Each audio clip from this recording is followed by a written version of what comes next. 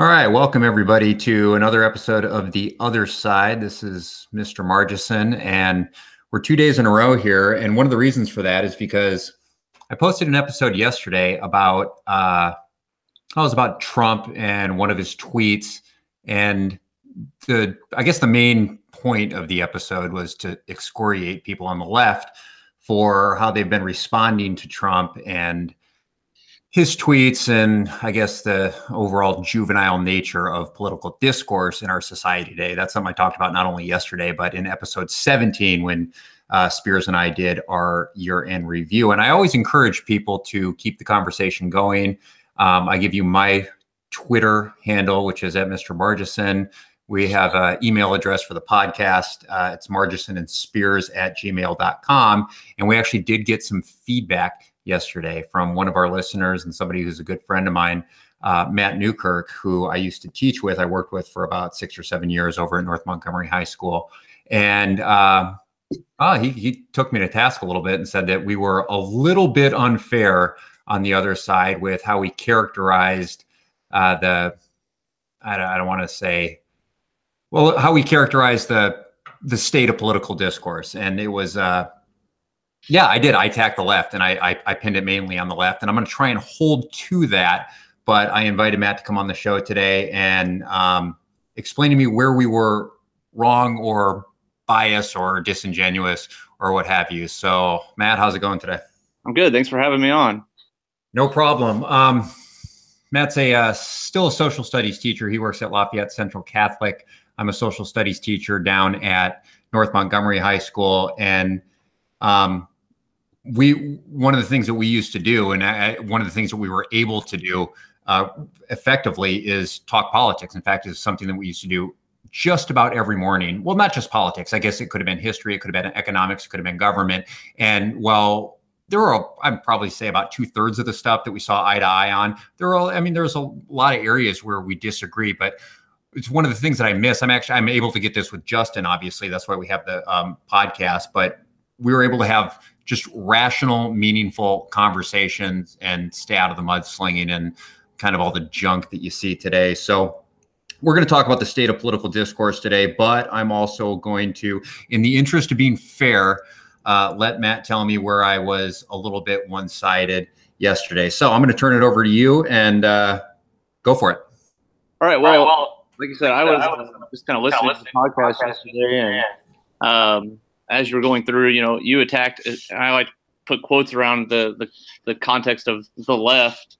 I just don't like those titles necessarily, because I feel like that's a big part of the argument that I want to get into later, is about how we kind of choose sides, so almost like sports teams, and we give them these names, the left and the right. And not to say there isn't a strong left and a strong right, but when we start naming them like that, I feel like that's already prohibiting a lot of the conversation. But anyway, as I was going through and listening, I just thought back to a time that we had actually talked one morning about how you hate as well when the right does that, because it ends up coming back to bite them in the long run. And I just felt that as the podcast was going on yesterday, you were really hammering the left for that.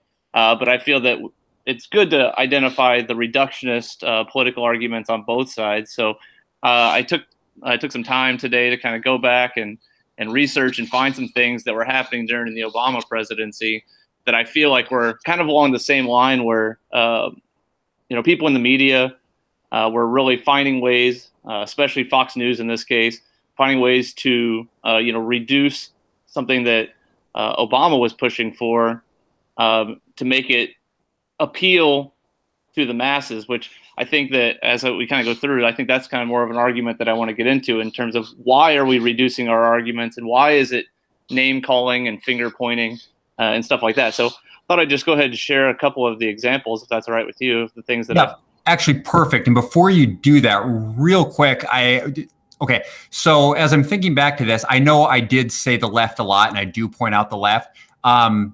I did also use the term anti-Trumpers a lot in yesterday's episode.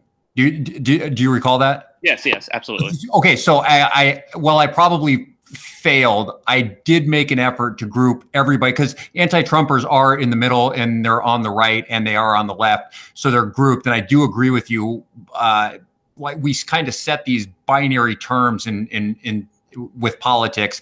And while I consider myself right of center, I also dislike it when people call me a Republican, because, John McCain's a Republican and I can't stand him. I want nothing to do with him. And I think nothing like him. So yeah, I agree with you there. And I did try to go with anti-Trumper, but I do think I end up just defaulting in my mind to the left because I don't like the left. And when I'm ranting, they seem to come up the most. Okay. So that was that. You go ahead with the examples. Well, actually, I want to jump in as well and just say that, when we first started having conversations, I probably tended to be a little bit more left of center. And I think over time, having conversations with you, I've probably shifted my opinion. Like you said, we agree on about 2/3 of the things that we discussed over time. And I find myself probably being a little bit right of center now as well. But I like to consider myself a relative moderate. So even the examples that I'm going to bring up, I don't necessarily agree with what Obama had pushed for during these times. It's more just the arguments themselves and how people on the right, especially like I said on Fox News, where most of these examples came from, really tried to just reduce that argument to the simplest form and try to make outrageous claims to drive home a point. So kind of keep that in mind as I go through these examples. Okay. But so the first one I found was an argument about Syrian refugees that Sean Hannity was making in October of 2015. And on his show, he claimed that Obama was going to allow 250,000 Syrian refugees into America. But he worded it in such a way where he said, where he wasn't totally wrong about his statistics, but he worded it in a way to make it sound like he meant 250,000 Syrian refugees, when in reality he was talking about refugees overall. So what was being proposed at the time was that Obama was wanting to increase the cap on refugees. I don't know if you've had a podcast and you talked about refugees or.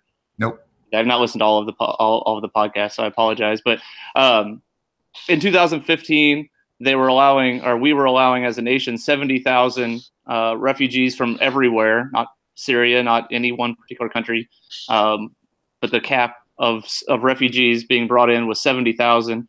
He wanted to raise that to 85,000 in 2016 and then to 100,000 in 2017. And so if you start adding those numbers up, you end up around 250,000 refugees that we brought in. But in the way that he had worded it, it made it sound as though there was going to be 250,000 Syrian or Iraqi refugees coming into the country, where in reality that wasn't the case, but it was kind of worded in a way to so it's sleight of hand on his part. Yeah, appeal to the fear of people, of like people coming in from ISIS-related countries, like, oh, this is terrible. And now there's no doubt that Obama was certainly looking to increase the amount of refugees, and there's a pretty good chance that several of those people in the increased numbers were going to come from people from places like Syria or Iraq. And so it's not that his argument was false, it's just the way he went about making the argument that I felt like was somewhat misleading to the people. You're right. That's misleading. I mean, okay, so so what you're saying is what he was doing is he was adding up the caps, and the caps added up to 250,000. In the way that he presented it, it was as if there was going to be 250,000 more on top of whatever current refugee number we were getting in. Is that right? Yeah, and not just that, but that included refugees from all over the world, which we take refugees from European countries, from African countries. Caribbean, so really just adding up totals that didn't necessarily represent really the argument that he was talking about. Yeah, that's clearly meant to appeal to people's distrust, I guess, a fear of refugees or Syrian immigrants. All right, no argument for me. Specifically from Muslim countries, which, I mean, there is a fear of that, and I mean, he was playing to his politically aligned base, which there's nothing wrong with making his argument. I just wish that they would make the argument in a more factual based straightforward way instead of blowing numbers out of proportion. Yeah, fair enough. No argument here. And that feeds right into the next one, who's one of my favorite people to watch because I find him somewhat comical of a character, and I think he is a character more than anything, and that's Tucker Carlson. Okay. I feel like he likes to bring people on, especially really weak people with really weak arguments, just to try to embarrass people and make for good television, but not necessarily good politics. I'm a huge fan of Tucker Carlson, believe it or not. I'm not surprised, actually. But this was one from August 2014. It was after there was an incident. I did not put in my notes here the name of the child involved, but there was a child who had got access to one of their parents' guns and had accidentally discharged that gun, killing one of their friends. And they were going to propose a law in New York that was going to make it a law to lock up firearms in order to prevent children from getting access to them. And if you didn't lock up your guns, then you would be fined or potentially even face jail time. Now, in and of itself, a law like that seems like it'd be really hard to enforce. But Tucker Carlson made the claim that it was completely unnecessary to make this law because far more children died last year drowning in their bathtubs than were killed by guns. That was a quote from him. So his argument is that far more children died drowning in their bathtubs than were killed by guns. And the numbers just didn't bear that out. In the age group of 0 to 4, there were a higher rate of bathtub deaths. In the year prior to what he was discussing, there were 71 bathtub deaths among kids 0 to 4, probably negligent parents leaving kids in the tub. There are only 29 gun-related deaths among that age group. But among the age group where you would expect like kids to be accidentally getting into guns, the ages of 5 to 17, gun deaths were far more deadly, to the tune of 73 deaths to 22 deaths. So overall, although you would admit that people stop taking baths at a certain age and move to showers. Absolutely, yeah, I think that's certainly what's going on there. But that's it. So essentially, he's comparing apples to buildings. Yeah, it didn't make. I mean, the argument didn't make any sense. And again, I don't necessarily agree with that law. I mean, like I said, I don't know how you would even enforce such a law. But again, trying to strike down a potential law or to get people to not support a law by making up false numbers just doesn't seem like the way to do it. Okay. I don't know if I call his numbers false. I think I'd probably call his premise misleading. Like the same with Hannity's. But the numbers may be correct, but his presentation is... Okay. Yeah, I think the number, yeah. I mean, if you look at the super young people, then yes, then there were far more deaths. He did not give a specific age on when he was talking about. So if you want to support banning baths, that's what you're saying. Yeah. And then the last example that I found was one from Ann Coulter, who I know you're a fan of. I am. I have all of her books. I know. And so she was also on Tucker Carlson's show, and she made the claim that a friend's sister died from Obamacare. Okay. Well, that seemed a little outrageous. I don't know that a law could necessarily kill you, but her claim, I kind of followed through this to see if I wanted to actually use this example, but I thought after reading it that she was a little misleading here. So the claim was that this friend's sister was on Blue Shield insurance, and that once Obamacare became law, Blue Shield pulled out of California, and the woman in question here couldn't get through the Obamacare website to get on the Obamacare programs. Then sometime after this, I believe it was in January of 2014, she got a fever. And then as a result of not having insurance anymore, she didn't want to go to the emergency room.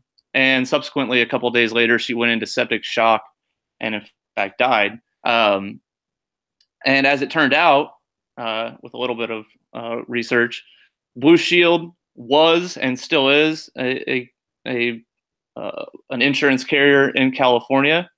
And in fact, they had warned their policyholders in advance, like months in advance, that some of the policies were not going to be allowed under Obamacare because they didn't cover everything that was going to be mandated by the law.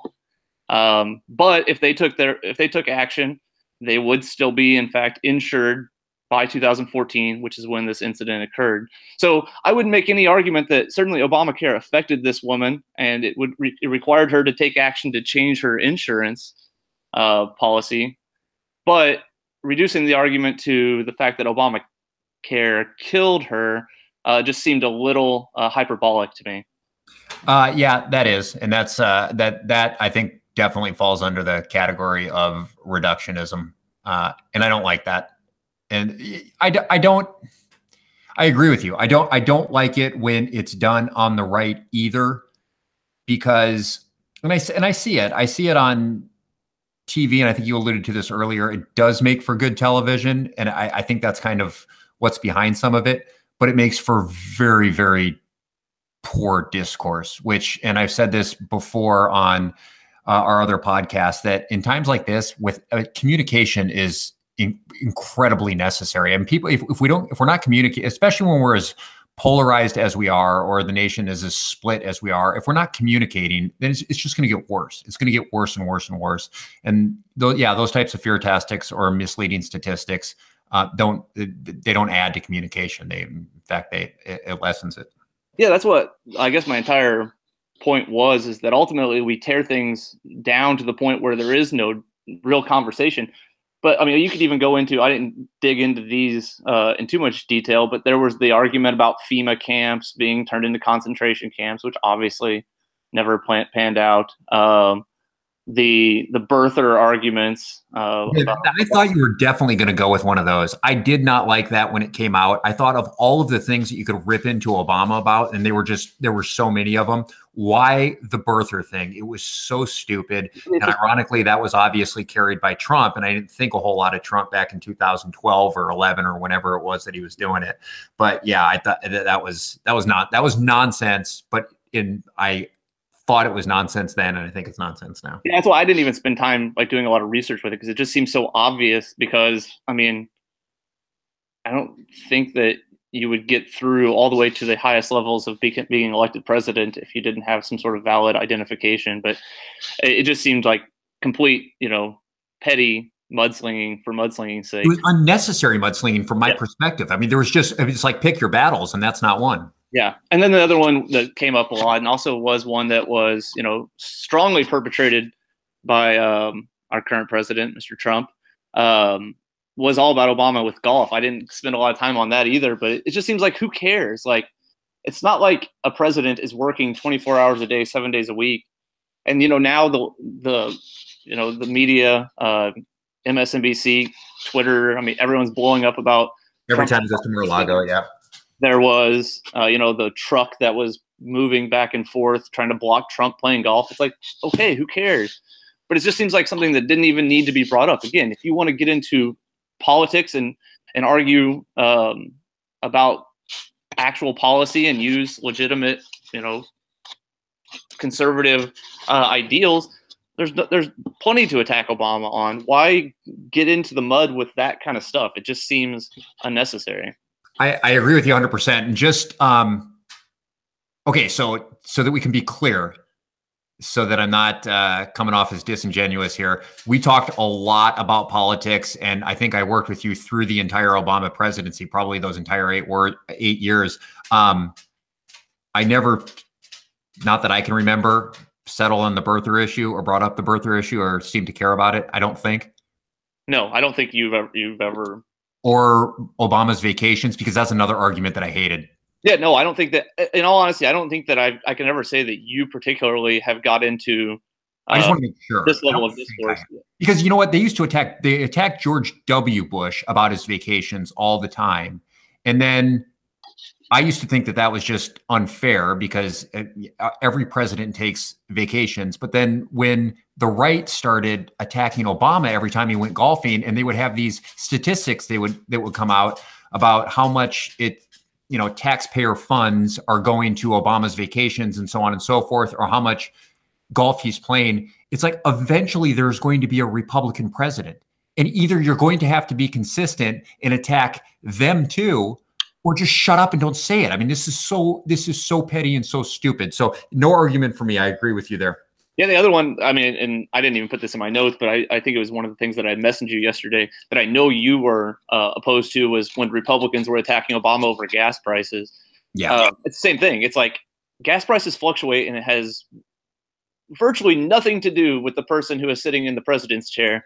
There's a lot of factors that go into gas prices that I'm sure could be covered in a good economics podcast at some point, but it has very little to do with the guy sitting in the chair. Well, not only that, I think that was exemplified when gas in 2014 or 15 went down to like $1.20 a gallon. Do you remember that? It was like 3 years ago. It was incredibly cheap. Okay, so yeah, again, and if you're going to be attacking him for when gas prices are high, are you prepared then to give him credit when gas prices plummet? I mean, that's insanity.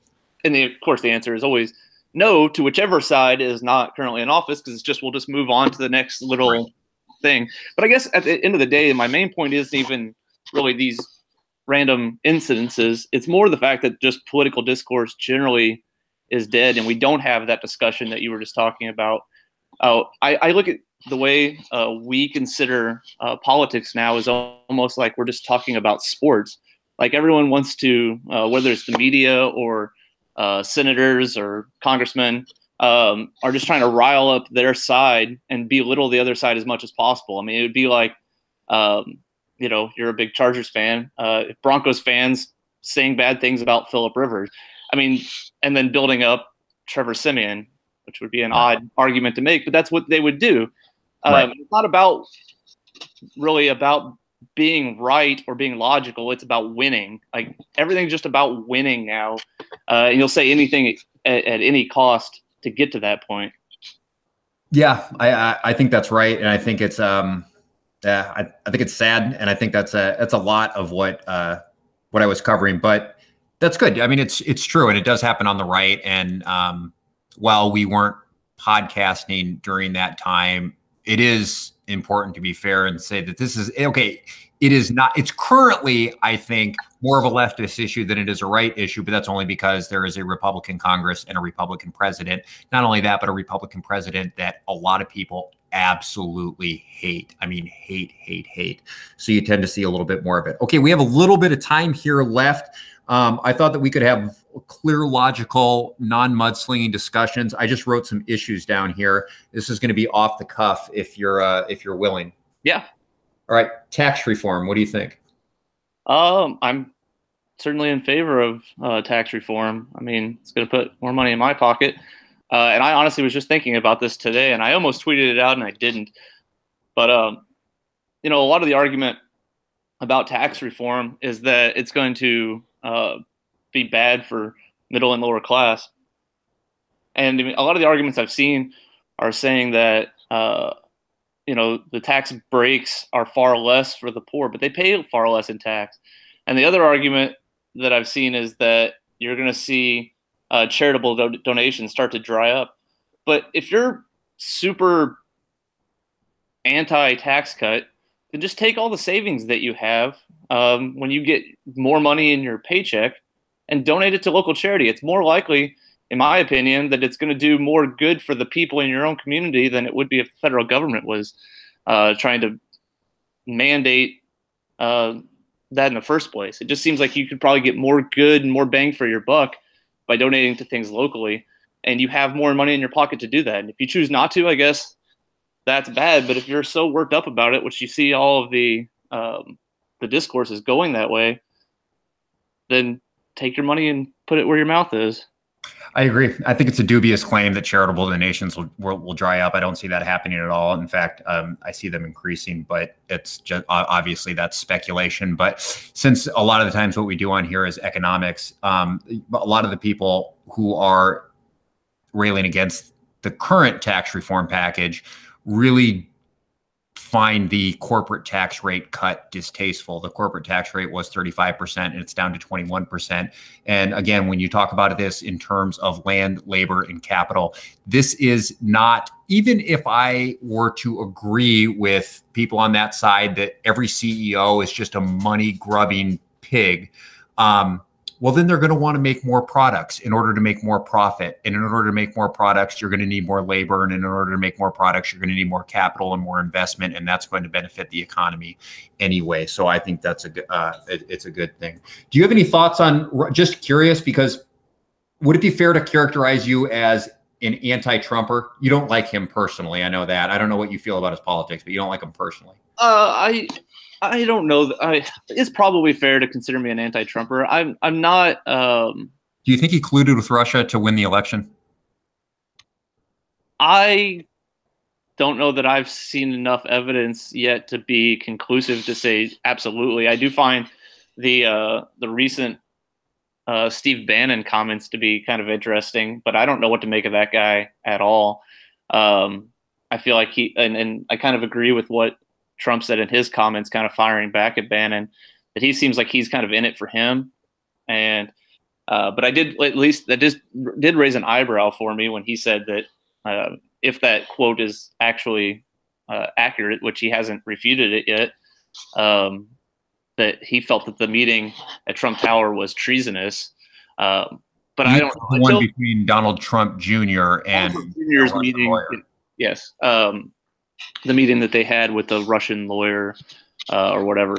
But I feel like until I see like a smoking gun, I feel like it would be irresponsible to say that, yes, he colluded. I don't know.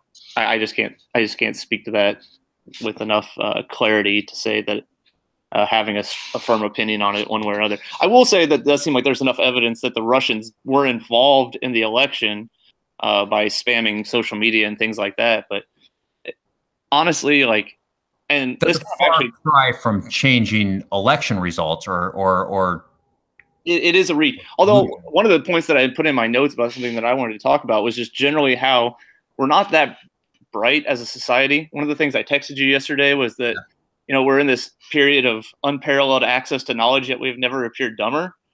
An example of that came straight from one of my friends on Facebook, who's a guy I went to high school with. We're not real friends, we're Facebook friends. But in consecutive days, he had shared something that was false. It wasn't political. One of them was political based. One of them wasn't. It was about medicine, two different medicines. I think it was Motrin and Robitussin, like, will kill you or kill your kid if you give it to him. Either way, in 2 consecutive days, he posted things that were almost immediately like debunked by people on his comments. And then he did apologize for both of those things. But in his apology, he said, "Man, I hate when people spread false information." Spread 2 pieces of false information. And like, if you've ever seen those things on social media where somebody says, "Hey, if you share this, I can get so many shares or so many retweets or whatever, something good's gonna happen to me." Like, that stuff spreads like wildfire. Like, and it's just like, how can you spread that stuff? And so I can't say that it necessarily definitely affected the outcome of the election, but we do have an intelligence crisis on our hands in America. And so if that stuff was out there and it was getting shared, then it could have had an impact on people. Okay. Here's something that we have talked about that I know you know a lot about: state of education in the United States. I think we could probably both agree that it's not stellar. If you could replace, well, actually I won't go. I was going to say if you could replace Betsy DeVos and become the Secretary of Education, but then I don't know how much actual pull you would have. If you could be in charge of reforming education in the United States for the better, what would you do? I certainly I wouldn't want to be Betsy DeVos. I think that billionaire though. Well, yeah, okay, I'll take that part. But I don't think that she can really manage change. What if I were to say that we needed to change one thing? We need to reevaluate, especially coming from a history, social studies position. we need to reevaluate the way we do standards and what we expect out of kids in 2018, excuse me. We hold these like standards up like they are like the Bible in terms of what kids need to know. We did take a look and take a step back for a minute and realize that we do live in an age where we have like all of this like fact-based information at our fingertips. We need to rededicate our educational resources and our structure to teaching kids how to use those resources to find good factual information. And I know there are plenty of good teachers out there who do that, but on top of that and covering like all of the standards, like I'll just use an example that I always throw out because it's one of the standards that I just thought was comical as a government teacher for so many years, was that here in the state of Indiana, we have to cover Benjamin Harrison's presidency because he's Indiana's president. It's like, what does that have to do with teaching government? Like, who cares? Like, he's one president out of 45 presidents. Like, do we really need to spend any more time on him or his policies? Forgettable president, really. Yeah. Nothing. I mean, I think he was the first $1 billion Congress under his presidency. That's it. That's the only thing of note. That just meant it was a lot of it on Civil War pensions. Right. But is that necessary? I mean, do we need to spend time on him? Like, why don't we instead talk about, how to use social media effectively for positives? Like, that's something kids don't learn. They don't learn it in school, at least. So they're left to fend for themselves in this world of social media and just media in general. And, the term fake news is thrown out all the time these days. But, I mean, for a teenage kid, it's really hard to identify. For an adult, it's really hard to identify real news from fake news. Sure. And so why are we not spending more time in a social studies class dealing with those type of issues as opposed to these arbitrary, fact-based standards where it feels like it's made to be about memorization and things like that? So you mean teaching kids not to watch CNN? That's what you're saying? Specifically, yeah. Just lesson 1: don't watch CNN. All right. Hey, I'm on board. Lesson 2. I think I agree with that.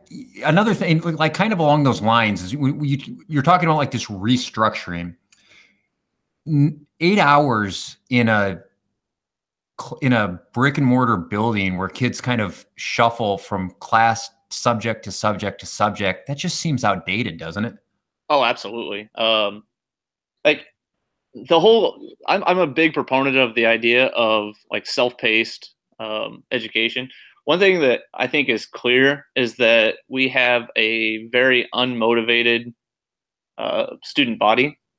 And having taught it and worked at 3 different school corporations, I can say it's not necessarily specific to any one school. I just feel like it's kind of a thing that we're dealing with now among teenagers because they are bombarded with like media of some sort, like constantly. The idea of sitting like for lecture and sitting in, at North Montgomery when we taught there was a 70-minute period, but even a 50-minute period that I have now, it just doesn't seem necessary for all kids. One of the big buzzwords that's always thrown around in education is scaffolding and differentiation for kids. But really, when you put 30 kids in a room and you have standards, it's really challenging to do that.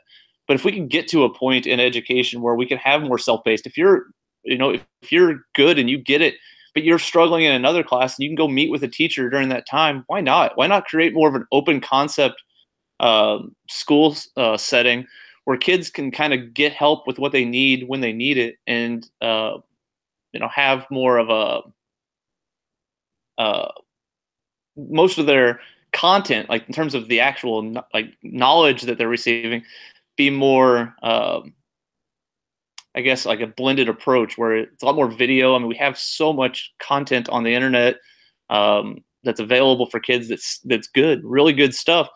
Why do they necessarily need 70 minutes of direct instruction from a teacher? I agree 100%. I think that compulsory education is absolutely stupid. The problem is if you said this, again, when we're talking about reductionism, what would the typical reaction from, people who support a government monopoly on education? They would say that, well, kids are just going to turn out brain dead, stupid. They're not going to, they're going to be illiterate. Nobody's going to know how to read. And that's an idiotic angle to come at it from. I mean, there are kids who are brain dead having been through 12 years of this stuff. And so but I think that the first thing that needs to happen is we need to pull the compulsory away from education and let kids learn organically. And the classroom is not a place for everybody. There are certain things that, I mean, if something went wrong with my car, which it seems to be doing a little bit more frequently now, if something went wrong with my electric or my pipes or something like that, I am completely paralyzed. There's literally, is that you or me? That was me. Sorry.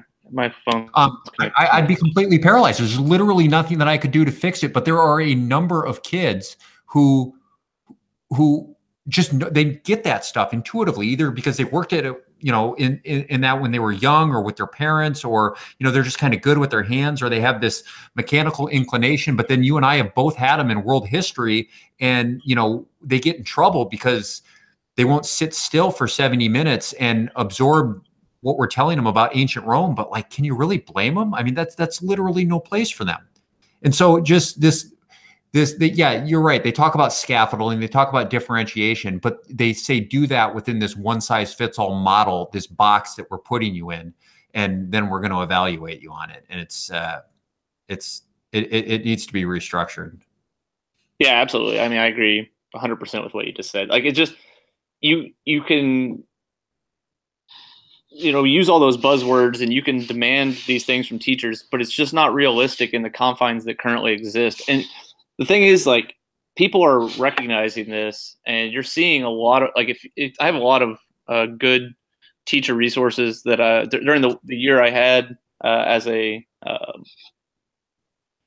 tech support person for Danville High School. I had a chance to meet with a lot of people who are doing really innovative things in the classrooms, and I know your wife working in the Tippecanoe schools.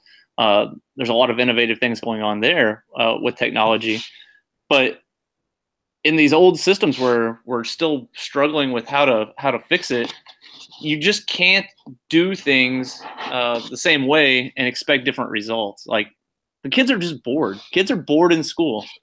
Yeah. But when you give them opportunity, when you give them agency, and you let them find creative outlets, they respond to that. When you let them find things that they're interested in. One thing I just did for the first time in my classes was do a 20% project. Do you know 20% projects? Yeah. Oh yeah. Yeah, and they got to choose what they wanted to do. And you do it daily, or do you do it by week?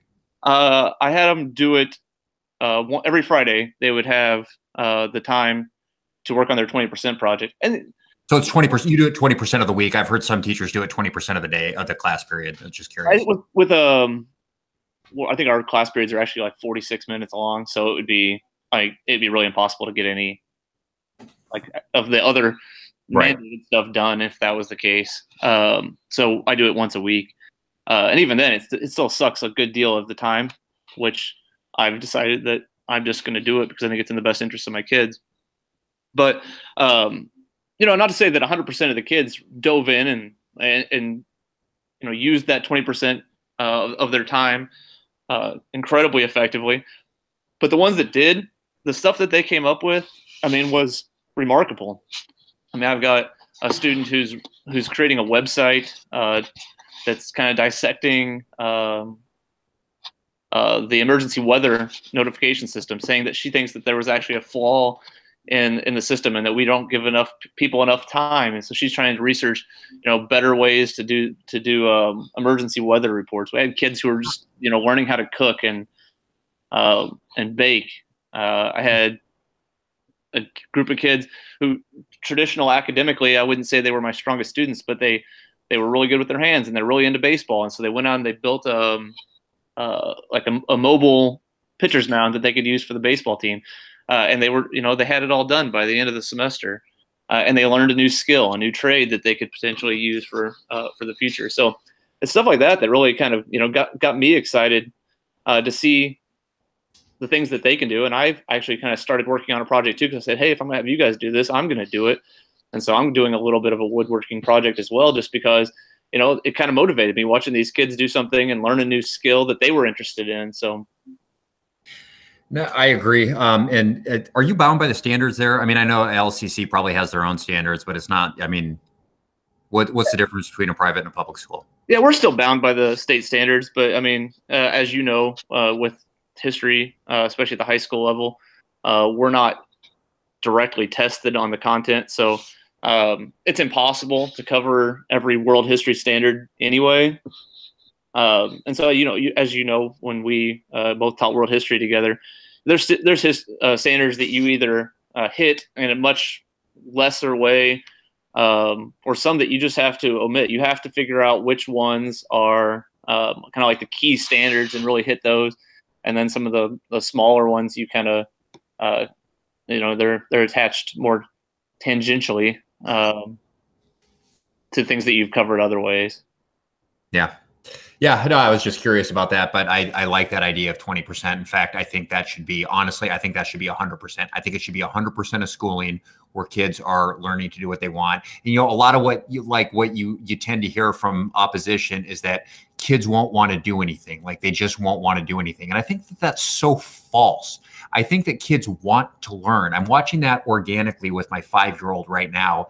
I have these workbooks at home, and I've never made him open it at all. We worked with it a little bit when he, a year ago, we were working on writing his name, but he wants to flip this thing open. He wants to do it. He wants to work on his numbers. He wants to learn how to read. I mean, and that's just normal for a kid. And yeah, that changes as they get older. Like what they're interested in is going to change. Some kids might be interested in world history, but some kids, couldn't care less, and they want to get into woodworking or they want to get into mechanics, and that should be allowed. I mean, that's what education should be. If it's not organic, then it's just it's forced, and if it's forced, then it's not real. It's no longer being educated; it's memorizing, and that's nothing.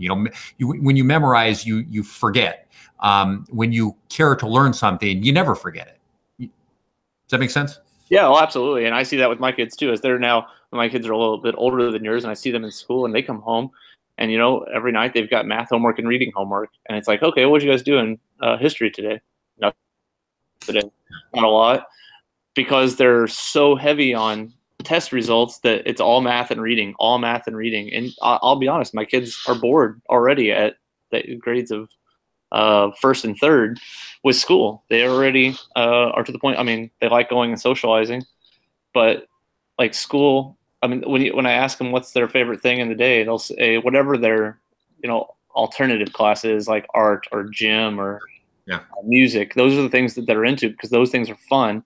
And that's not to say, I think my kids are, pretty decent students. They do their work and they work hard, and first thing when they get home, that's immediately what they do is do their homework. But they're not given that freedom. And I mean, Lord knows that the whole getting rid of recess to get more classroom time. I mean, my kids have one recess a day. When I was a kid, we had 3 recesses a day.